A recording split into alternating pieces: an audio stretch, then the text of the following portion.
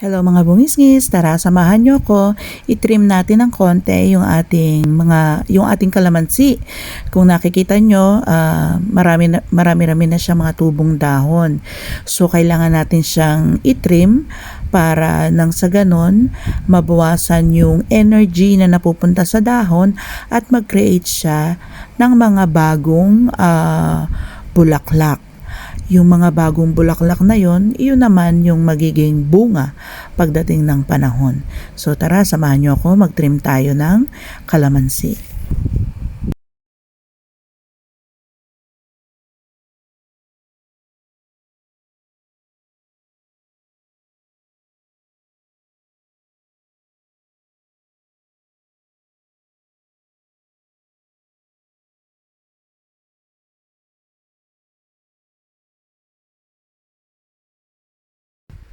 Kung nakikita nyo, medyo marami-rami pa rin naman yung dahon na naiwan.